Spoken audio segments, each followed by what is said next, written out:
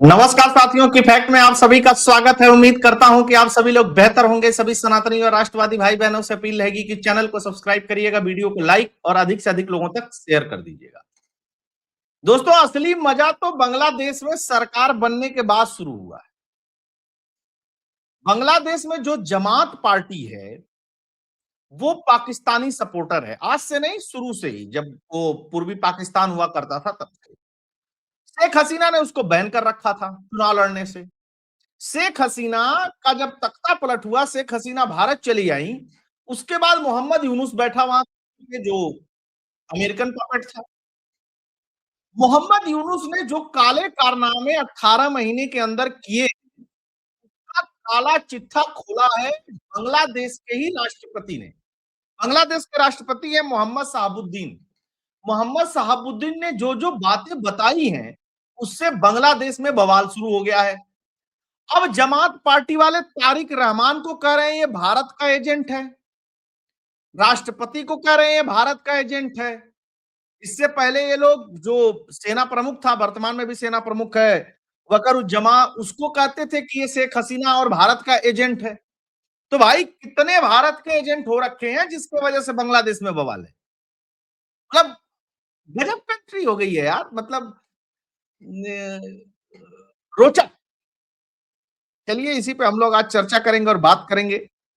एक और चीज, शेख हसीना ने भारत में बैठ करके ढाका के अंदर प्रेस कॉन्फ्रेंसिंग के जरिए अपने पार्टी के नेताओं की मीटिंग करी है।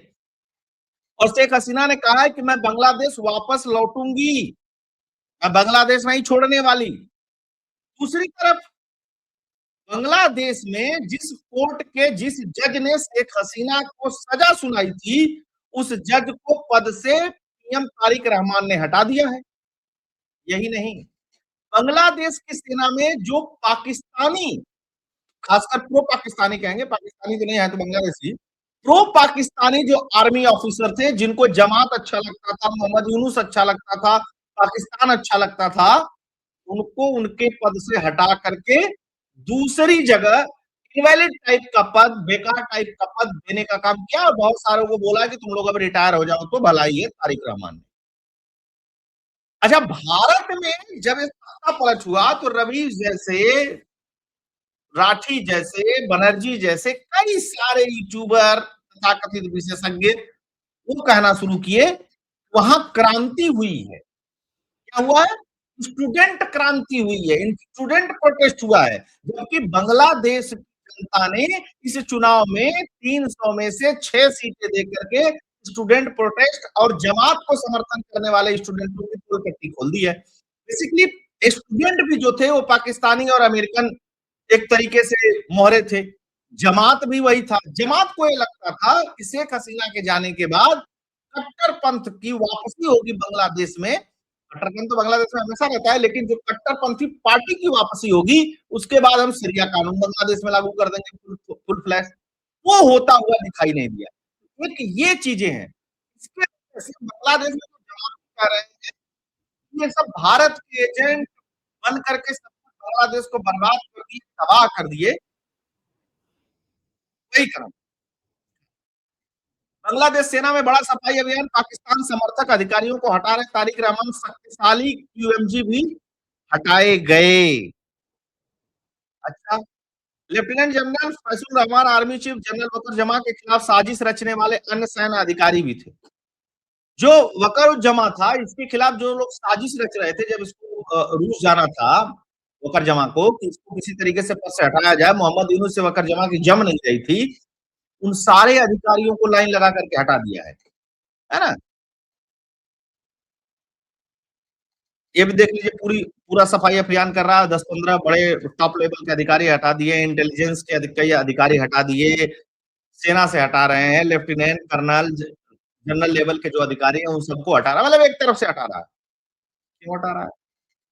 ये महत्वपूर्ण बात। हटा इसलिए रहा है भाई साहब, ये सब जमात और पाकिस्तान को पसंद करने वाले, ये बीच में ये खेल कर सकते हैं कि बीएनपी को भी भगाओ, और उसी मोमेंटम पे काम कर रहे हैं। और पाकिस्तान की आईएसआई चूंकि बांग्लादेश में उपस्थित है, वो इस खेल के पीछे बताई जा रही है। कि किसी भी तरीके से तारिक रहमान को भी साल 6 महीने में इसी तरीके का विद्रोह करके हटा दिया जाए कि भारत का एजेंट है, भारत का एजेंट है, भारत का एजेंट है। ठीक वही काम जो शेख हसीना के साथ किया गया था, वही तारिक रहमान के साथ शुरू हो गया। लेकिन तारिक रहमान और उसकी पार्टी ने कहा कि एक प्रोटेस्ट नहीं होने देंगे, औकात में रहना, मैं शेख हसीना नहीं हूं। गजब तमाशा है भाई। बांग्लादेश के राष्ट्रपति ने खोला मोहम्मद यूनुस का कच्चा चिट्ठा, हर दिन उड़ी संविधान की धज्जियां, साजिश से हटाया पर्दा। अब ये जो राष्ट्रपति है, शेख हसीना तो चली गई, मंत्री सारे हट गए, बहुत सारे अधिकारी हट गए, लेकिन राष्ट्रपति नहीं हटा। राष्ट्रपति ने कहा कि 18 महीने तक मोहम्मद यूनुस ने मुझे राष्ट्रपति भवन से बाहर नहीं आने दिया, मुझे कोई विदेशी दौरा नहीं करने दिया, और कुछ भी इस देश में हुआ उसकी जानकारी मुझे नहीं दी गई। मुझे पद से हटाने, मुझे मारने की कोशिश की गई, और इसमें मोहम्मद यूनुस और जमात शामिल थे। साथ के साथ उन्होंने एक बात और कही, एक सीक्रेट डील की गई थी अमेरिका के साथ मोहम्मद यूनुस की, उस डील के बारे में भी मुझे नहीं बताया। आप समझ रहे हैं, ये लोकतंत्र चला रहा था मोहम्मद यूनुस। भारत में बैठे हुए कुछ खबरची बता रहे थे, अरे क्या मोहम्मद यूनुस नोबेल पुरस्कार विजेता, क्या जबरदस्त आदमी। हम लोग शुरू से कह रहे थे कि ये एजेंट है भाई, जबरदस्त आदमी नहीं है, और ये भागेगा। मैंने पहले भी बताया, आपको मैंने अगर वीडियो सुना होगा तो, पेरिस में इसका घर है, पेरिस ही भाग करके जाएगा, इसको और कोई बचाने वाला नहीं है। बांग्लादेश में अभी तक है, क्योंकि इसका माल मुद्रा बहुत है बांग्लादेश। तारिक रहमान की पार्टी ने कहा कि हम लोग 18 महीने में मोहम्मद यूनुस ने जो जो कृत्य किए हैं उसकी जांच करवाएंगे। जांच करवाएंगे तो बहुत सारे कच्चे चिट्ठे और खुलेंगे। तो इसके बांग्लादेश में रहने की कोई संभावना नहीं है। इसके साथ के जो घोटालेबाज थे वो सारे बांग्लादेश छोड़ करके फरार हो गए हैं, ऐसी खबर आ रही है।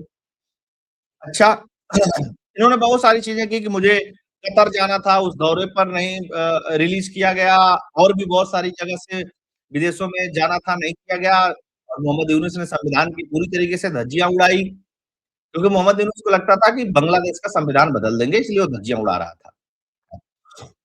अमेरिका बांग्लादेश का सीक्रेट खोला, राष्ट्रपति ने मोहम्मद यूनुस को फंसाया तो जमात को क्यों लगी मिर्ची। जब मोहम्मद यूनुस के ऊपर राष्ट्रपति बात कर रहे थे तो जमात वाले कहने लगे कि भैया ये एजेंट है, एजेंट है, एजेंट है, एजेंट। इनको क्यों मिर्ची लगने लगी, क्योंकि जमात ने बहुत कोशिश की हटाने के लिए, लेकिन सेना के जो प्रमुख है वकारुज्जमा, उन्होंने साफ साफ कह दिया था मोहम्मद यूनुस से कि देखो भाई, बांग्लादेश का राष्ट्रपति जो है उस सेना का सर्वोच्च प्रमुख है, अगर उसको हटाओगे तो सेना फिर से विद्रोह कर देगी। अभी बांग्लादेश में सेना ने विद्रोह नहीं किया, उसके बाद तुमको भी भागना पड़ेगा। तब मोहम्मद यूनुस को समझ में आ गया कि सेना ने अगर साथ नहीं दिया तो मुझे भी जाना पड़ेगा। तो राष्ट्रपति को छुआ नहीं गया, लेकिन राष्ट्रपति से कुछ करवाया भी नहीं गया। मैं नहीं कह रहा हूँ, बांग्लादेश में दाल में काला क्या है, पूरी दाल ही खाली है। अमेरिका यूनिस की सीक्रेट डील, राष्ट्रपति साहबुद्दीन ने एक और चौंकाने वाला खुलासा किया। उन्होंने कहा कि यूनिस सरकार ने अमेरिका के साथ एक सीक्रेट ट्रेड एग्रीमेंट किया। यह समझौता इतनी जल्दीबाजी में किया गया कि राष्ट्रपति को भी इसकी जानकारी नहीं दी गई। इस डील को नॉन डिस्क्लोजर एग्रीमेंट के तहत छिपा कर रखा गया है। राष्ट्रपति का कहना है कि संवैधानिक तौर पर उन्हें इसकी जानकारी होनी चाहिए थी, लेकिन यूनिस ने अंधेरे में रखा। ये क्या सीक्रेट डील है, ये तो तारिक रहमान ही बताएगा भाई, अब उसके पास आएगी धीरे धीरे पहले। बांग्लादेश में यूनुस को लेकर के बड़ा विवाद, जमात हमलवार, शेख हसीना को लेकर के राष्ट्रपति पर उठाए सवाल। अब राष्ट्रपति पे जमात वाले क्या सवाल उठा रहे हैं, ये भी समझ लीजिए। जब शेख हसीना अपने पद से हट गई तो 2 दिन बाद वहां के राष्ट्रपति ने कहा कि शेख हसीना ने मुझे अपना इस्तीफा सौंप दिया है, और बांग्लादेश के कानून के हिसाब से जब तक प्रधानमंत्री शेख हसीना अपना इस्तीफा नहीं सौंपती तब तक वहां पे किसी दूसरे की नियुक्ति नहीं हो सकती थी। तो इसने उस समय डर तो कह दिया राष्ट्रपति ने, यह इस्तीफा मिल गया है। 2 महीने बाद इसने कहा कि इस्तीफा कहाँ है, मैंने तो सिर्फ सुना है। तो अब ये सवाल उठ रहा है कि शेख हसीना ने कोई इस्तीफा ही नहीं दिया था, राष्ट्रपति ने झूठ बोला। अब चूंकि बांग्लादेश में वही पुराना कानून चल रहा है, तो जमात वाले कह रहे हैं उसी पुराने कानून के हिसाब से राष्ट्रपति को हटा दो, क्योंकि राष्ट्रपति ने देश के साथ झूठ बोला है। मतलब आप सोच के देखिए, शेख हसीना नहीं छोड़ेगी बांग्लादेश, कर्ज लौटने की तैयारी, दिल्ली में मीटिंग के बाद बड़ा ऐलान। चुपचाप लगी हुई है अवामी लीग बांग्लादेश में, और शेख हसीना ने कहा कि देखो भाई, बिना अवामी लीग के चुनाव हुआ इसमें। अब बिना अवामी लीग के अगर चुनाव हुआ तो ये कैसा? कुछ गड़बड़ी थी तो तुम लोग अपने हाथ में लेकर के चुनाव कराते, लेकिन चुनाव में हमको भाग नहीं लेने दिए, तो ये डेमोक्रेसी नहीं है।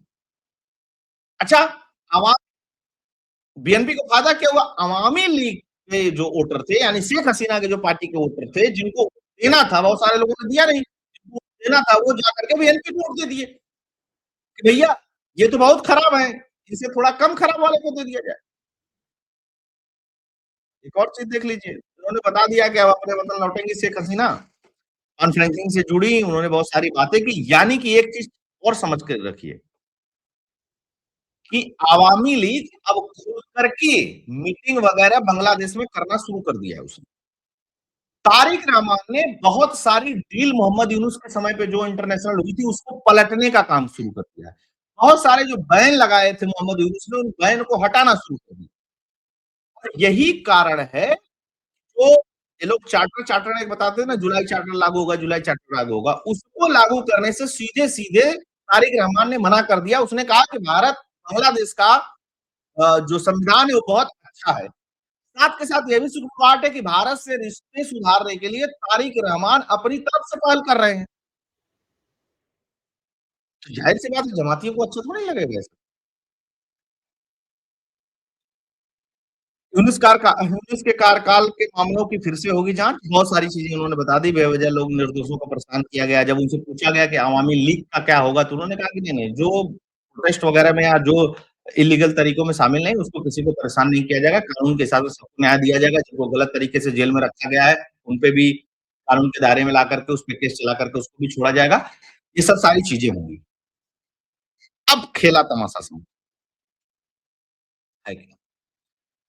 तारिक रहमान ब्रिटेन में रहा 17-18 साल। तारिक रहमान को एक चीज बहुत अच्छी तरीके से पता है कि भारत से पंगा लेकर के जिस तरीके से यूनुस ने और अन्य सारे पार्टी के नेताओं ने लिया, खासकर जमात वालों ने पंगा भारत से, ये पंगा लेकर के सर्वाइवल नहीं है। उसको बहुत अच्छी तरीके से पता है कि भारत की ताकत क्या है। उसको यह भी पता है कि जो पाकिस्तान भारत के सामने टिकता नहीं है, हम बांग्लादेशी कितने देर तक टिकेंगे।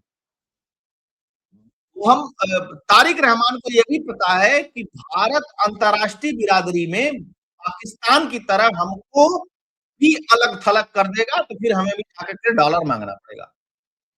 दूसरी बात, ट्रेड बहुत सारे हैं भारत और बांग्लादेश के बीच में। जैसे भारत ने रोक दिया, उनका ट्रक रोक दिया, हमारे पोर्ट से जाता था उनका सामान, वो सारा कुछ रोक दिया। इसकी वजह से उनकी ट्रांसपोर्टेशन कास्ट बहुत बढ़ गई है।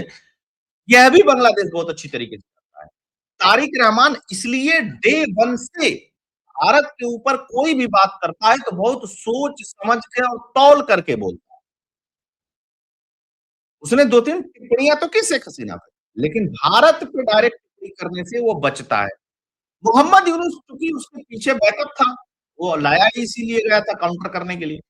और जमात वालों को कुछ एबीसीडी पता है नहीं दुनिया भर की कि भाई क्या है, वो तो छोटे भाई का बड़े भाई का कुर्ता और छोटे भाई का पजामा पहन लेंगे, उसमें तो उनका काम चल जाएगा।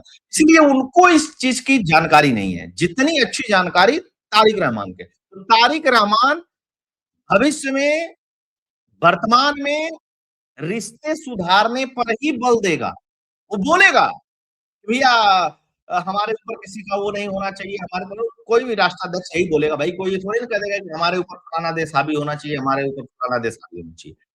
वो हमेशा कहेगा कि बराबरी पे दोस्ती होगी, लेकिन बराबरी बराबर वालों पे होती है, सब पे नहीं बराबरी होती। अब नेपाल कहे कि भारत के साथ बराबरी होगी, बांग्लादेश में भारत के साथ बराबरी होगी, बराबरी नहीं हो सकती, कतई नहीं हो सकती।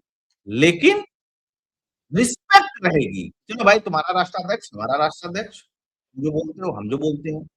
भारत और बांग्लादेश के बीच में एक और समस्या है। तारिक रहमान ने जिस तरीके से कहा है कि जो माइनॉरिटी है, जो वहां पे अल्पसंख्यक हैं, खासकर हिंदू है, बौद्ध हैं, उनकी रक्षा के लिए वोट कराएंगे। इससे भी जमाती चीजें हुई। अरे हम तो इनको निशाना बना रहे थे, कन्वर्ट करा रहे थे, तुम इनके लिए वोट बना, नहीं तो फिर भारत के एजेंट हो। और भारत का एक कंसर्न है कि वहां पे जो हिंदू हैं वो कॉन्स्टिट्यूशनली बांग्लादेश के प्रोटेक्ट हों। कहानी किस्सा नहीं बना करके कि इसको धमका दिया, उसको ऐसे कर दिया, उसको वैसे कर दिया। जनरली लोग सोचते हैं ना, ऐसे नहीं। बांग्लादेश का कॉन्स्टिट्यूशन प्रोटेक्ट करे उनको। अब वो कैसे करेगा तारिक रहमान, ये देखने वाली बात है। तो ये है, बांग्लादेश में बहुत सारी खबरें चल रही हैं। देखिए क्या होता है अंत में। बाकी आप सभी लोग जुड़े बहुत-बहुत धन्यवाद। अगर आपको एनालिसिस कंटेंट फैक्ट्स पसंद आता है, चैनल को डोनेट और कंट्रीब्यूट करते रहिएगा। चलिए पे पेटीएम का नंबर स्क्रीन पे दिया, आप सभी जुड़े बहुत-बहुत धन्यवाद। जय हिंद, जय भारत, जय श्री राम। वीडियो को शेयर करें।